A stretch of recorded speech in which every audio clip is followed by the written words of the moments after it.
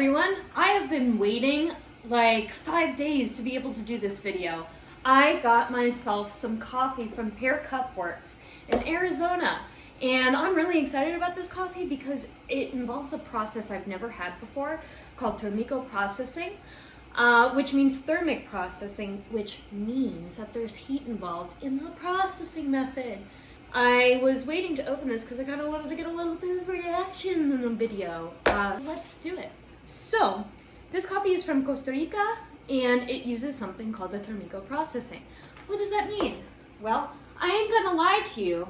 If you think that I know all this shit off the top of my head, then you're mistaken. This is what it actually looks like when I make videos and teach. So I'm actually using a fact sheet that was given by the buyer that Pear got this coffee from, which is Genuine Origin, and we're gonna read this fact sheet together. This coffee's from Costa Rica, and the producer's name is Luis Eduardo Campos, and he owns a farm called Cordillera de Fuego. So about this thermic processing, the process starts by selecting the cherries when they're at their ripest, allowing them to have a high sugar content, sounds right, thus feeding the termico process. The semi-washed coffee is then heated with some of the coffee mucilage left on the bean. Cool. So semi-washed is another way of describing honey process. The mucilage is left on the coffee bean. The mucilage is like this permeable membrane that coats and surrounds itself around the green bean. So you leave that mucilage on, it's like kind of slimy, and you dry it onto the coffee bean. What happens is all those acids and sugars in that mucilage kind of inform and influence the way the coffee bean tastes. So the really cool thing about this process of thermic processing is that you are heating up the coffee with the mucilage intact. Heat is the informant, the vehicle in which extraction occurs. So if we're introducing heat during a fermentation process where mucilage is left intact, that tells me that there's going to be more influence from the mucilage into the coffee bean itself. In other words, that heat is forcing the of the mucilage into the coffee bean. So it's probably going to taste a little bit more caramelized. There's going to be a little bit more intensity. Maybe there's going to be more pop. The exposure to heat starts to break down the natural sugars of the coffee cherries. So if I'm partially caramelizing them, see? This inventive process gives the coffee an exceptionally sweet and fruity flavor as well as a round and balanced cup.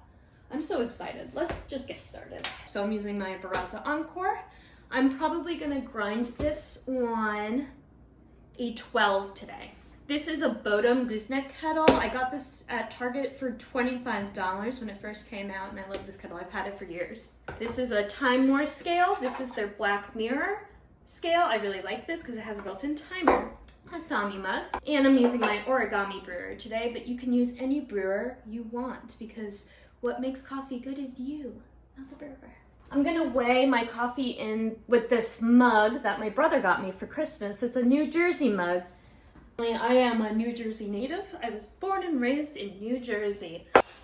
I'm gonna do a 20 gram in to 320 water out recipe today.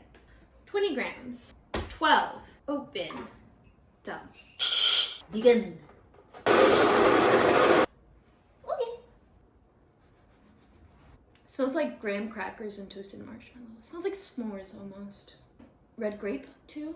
And coffee. It smells like coffee. Okay, let's begin.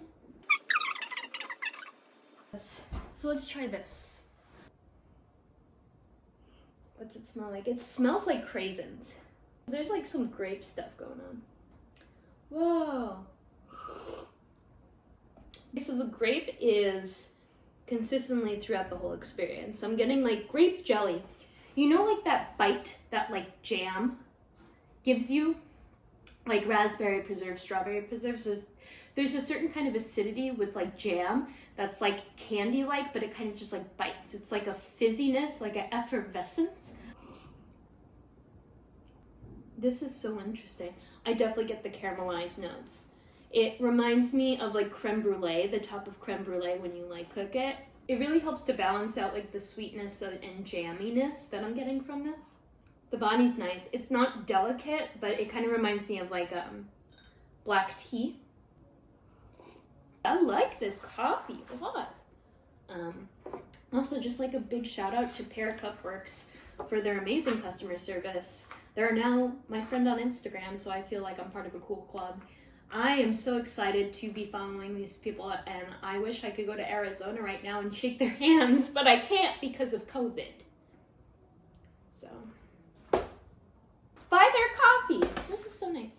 Well, thank you for spending your time with me today, and be on the lookout for some more things. I do have another box of this coffee, so maybe another video. Anyways, bye.